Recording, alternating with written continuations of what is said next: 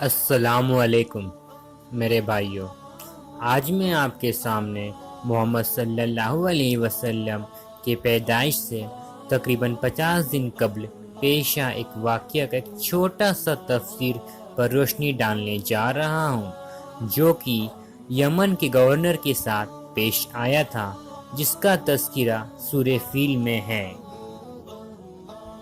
ابرہہ نام کا شخص یمن کا گورنر تھا۔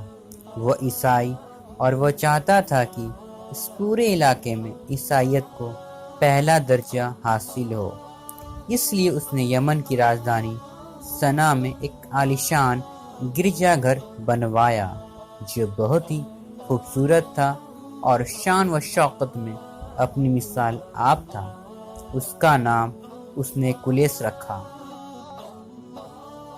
اس کا خیال تھا کہ عیسائیت کو پھیلانے میں سب سے بڑی رکاوٹ مکہ میں بنا کعبہ ہے، کیونکہ وہ دیکھتا تھا کہ عرب لوگوں کو اس گھر سے اتنا لگاؤ ہے کہ اس کے مقابلے میں وہ کسی دوسری عبادت گاہ کو خاطر میں ہی نہیں لاتے۔ اس لیے اس نے اعلان کروایا کہ کعبے کو چھوڑ کر اس کی بنائی ہوئی عمارت کلیس کا حج کیا جائے۔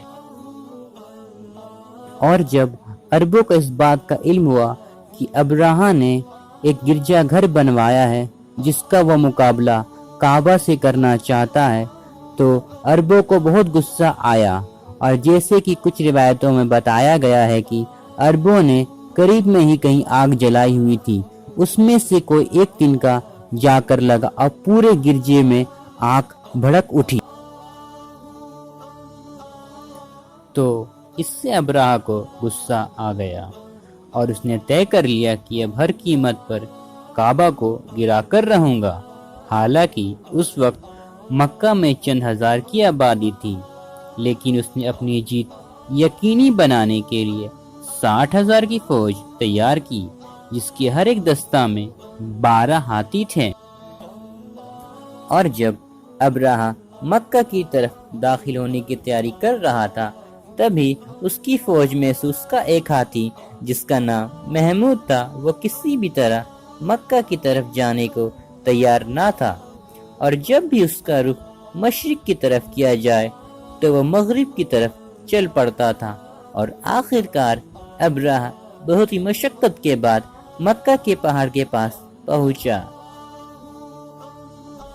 پر اللہ کو تو کچھ اور ہی منظور تھا، اور ہم سب جانتے ہیں کسی کے کچھ چاہنے سے کچھ نہیں ہوتا، ہوتا تو وہی ہے جو اللہ چاہتے ہیں۔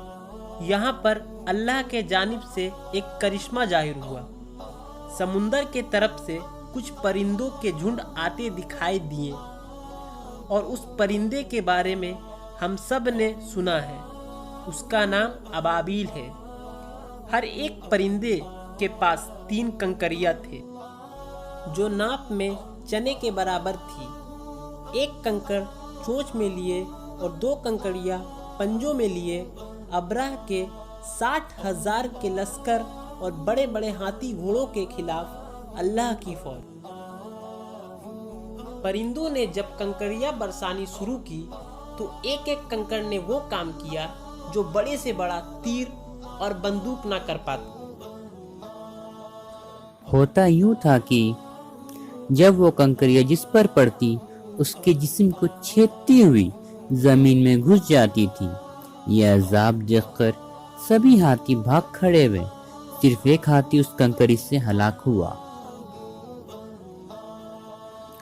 اور لشکر میں سے کچھ آدمی بھی اپنی جان بچا کر بھاگے، لیکن جو لوگ بھاگ گئے ان کا یہ حال ہوا کہ جسم پر زخم کے مارے پھوڑے ہو گئے، جس سے ان کی جان چلی گئی۔